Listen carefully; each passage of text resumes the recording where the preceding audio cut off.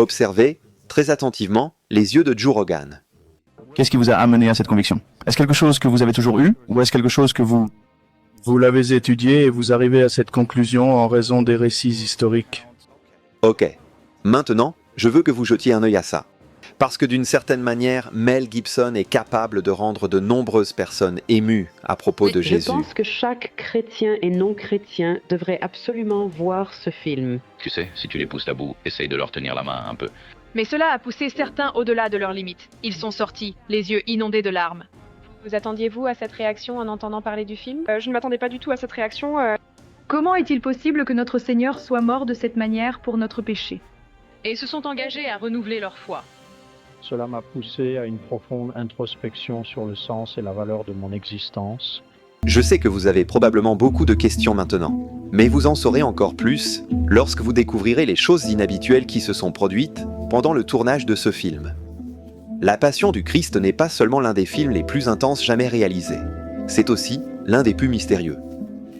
Ce film a choqué les gens par son caractère brut et réel. Mais voici le problème.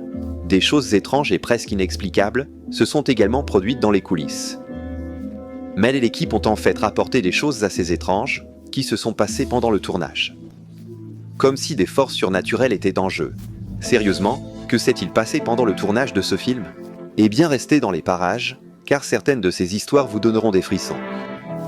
Commençons par Jim Caviezel, l'acteur qui a joué Jésus. Son expérience pendant le tournage était tout simplement terrifiante. À un moment donné, il a été frappé par la foudre alors qu'il était sur la croix. Oui, de vrais éclairs. Et il s'est également démis l'épaule en portant la croix. Il a eu de profondes coupures et il a même contracté une pneumonie à cause du tournage dans des conditions glaciales et brutales. Et cela vient juste du tournage d'une reconstitution. Imaginez à quel point la situation était encore pire pour le vrai Jésus-Christ. Mais voici ce qui est vraiment sauvage. Jim a dit qu'à certains moments, il avait l'impression que quelque chose de plus grand le guidait, comme s'il y avait une présence sur le plateau. C'était juste dans sa tête, ou c'était quelque chose de plus, et il n'était pas le seul. D'autres acteurs ont déclaré avoir ressenti des frissons soudains, comme si quelqu'un les regardait. Certains ont même eu des rêves vides de la souffrance de Jésus. Et c'était si réel pour eux, qu'ils furent laissés profondément ébranlés. Maintenant, avant d'entendre les choses folles qui sont également arrivées aux membres de l'équipe sur le plateau. Parlons donc des membres de l'équipage. Ils avaient leurs propres histoires. L'un des assistants caméra a déclaré qu'il avait également été frappé par la foudre le même jour que Jim. Et il y avait aussi des rapports faisant état d'étranges voix chuchotantes en arrière-plan. Certaines scènes ont même dû être refaites, car des bruits étranges apparaissaient sur l'audio sans explication. Les objets se déplaçaient d'eux-mêmes et l'équipement fonctionnant sans aucune raison.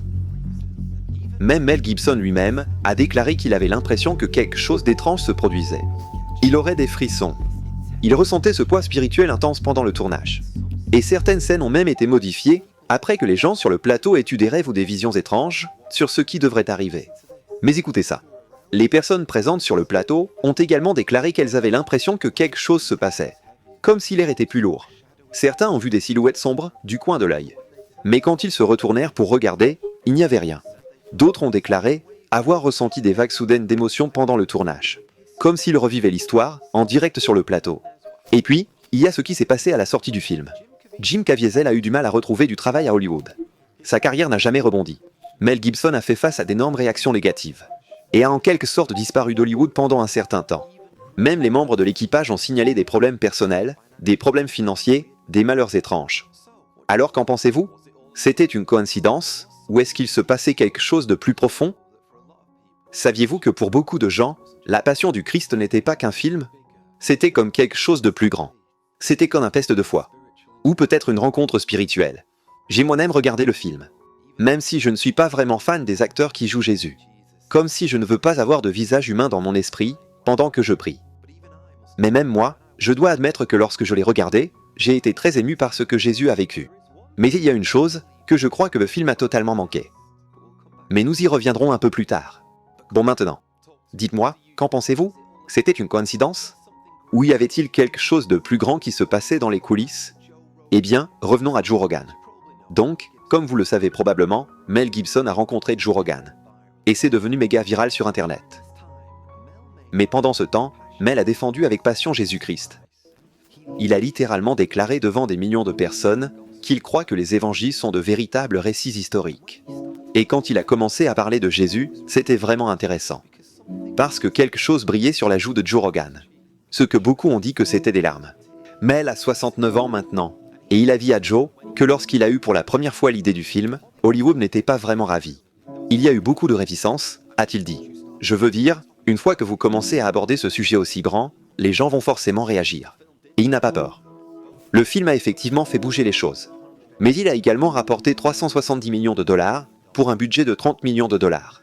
Ce qui n'est pas mal, du moins selon les standards hollywoodiens. La Passion est devenue le film classé R, le plus rentable de tous les temps. Et Mel a expliqué quel était réellement le cœur du film. Je le cite. Il s'agit de la façon dont Jésus est mort pour tout le monde. Nous tous. Avec tout notre désordre et notre bris. Tout était une question de rédemption. Joe Rogan, qui aurait commencé à fréquenter une église, fut en fait d'accord sur le fait que le christianisme suscite beaucoup de critiques, surtout à Hollywood. Il a dit que c'est la seule religion dont les gens se sentent libres de se moquer. Ensuite, il a souligné à quel point c'était étrange que dans une industrie remplie de personnes soi-disant ouvertes d'esprit, le christianisme est encore considéré comme quelque chose de négatif. Comme si cela représentait en quelque sorte ce genre de trucs ennuyeux, poussiéreux, de la vieille école. Mel a également parlé personnellement de sa propre foi. Rappelez-vous encore une fois que cela se déroule devant des millions de personnes. Il a dit, honnêtement, je crois vraiment en tout cela. Il a même déclaré que les récits de l'évangile sont à propos d'une histoire réelle. Ses premiers disciples de Jésus, eh bien, ils sont littéralement morts, plutôt que d'abandonner leur foi, a-t-il dit. Les gens ne meurent pas pour quelque chose qu'ils savent être un mensonge. Mel intervint plutôt judicieusement. Et c'est aussi un point que j'aborde souvent auprès des sceptiques que je rencontre dans la rue, où des personnes m'interrogent sur le christianisme. Mel Gibson a également évoqué la résurrection, la plus grande revendication du christianisme. Et il a admis que oui, cela touche la foi sérieusement. Je veux dire, qui est ressuscité 3 jours plus tard après s'être mort en public? Seul Jésus l'a fait. Il est intéressant de noter que Joe Rogan semble devenir beaucoup plus curieux du christianisme ces derniers temps. Et dans un autre épisode, où il a discuté avec l'apologiste chrétien Wesley Hughes, Joe a dit que les preuves concernant Jésus étaient réellement fascinantes. Très bien, c'est à vous. Avez-vous deviné la seule chose qui a manqué à la passion du Christ quand nous regardons la croix de Jésus? Je vais vous dire ce qu'ils ont manqué. Il manquait la souffrance spirituelle. Comme je l'ai dit, j'ai trouvé très émouvant de voir la couronne d'épines, de voir les moqueries, les clous dans ses mains et dans ses pieds, de voir tout ce que Jésus-Christ a enduré alors qu'il portait la croix. Cela le décrit tellement. Et cela vous fait vraiment réfléchir quand vous réalisez que c'était Dieu dans la chair, c'était Dieu sur terre, et c'est ainsi que nous les humains le traitons. Nous lui avons vraiment fait des choses terribles. Mais ce n'était pas la pire des choses. La Bible dit, « Il a fait porter à celui qui n'a connu aucun péché », c'est-à-dire à Jésus, celui qui n'a connu aucun péché, devenir péché pour nous, afin que nous puissions hériter de la justice de Dieu. En d'autres termes, sur la croix, une transaction s'est produite. Dieu le Père a déposé tous nos péchés sur le Seigneur Jésus-Christ et a fait de lui un sacrifice d'expiation pour vous et moi. C'est la partie que je crois que la passion a manqué. Vous voyez, la Bible dit qu'entre la 6e et la 9e heure, l'obscurité est tombée sur la terre. Et entre ces 3 heures, Jésus-Christ a crié à haute voix. « Mon Dieu, pourquoi m'as-tu abandonné ?» Maintenant, pourquoi le Fils de Dieu va-t-il crier cela à son propre Père? Pourquoi n'as-tu abandonné, Dieu? Pourquoi?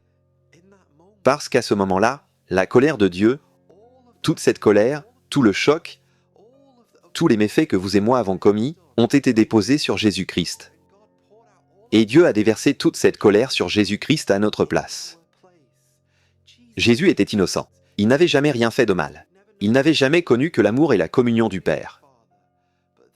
Mais là, il subissait le châtiment du Père pour nos péchés.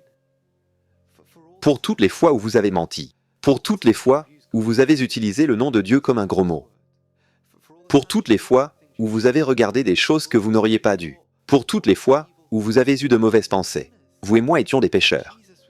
Et Jésus a été grandement puni sur la croix, à notre place.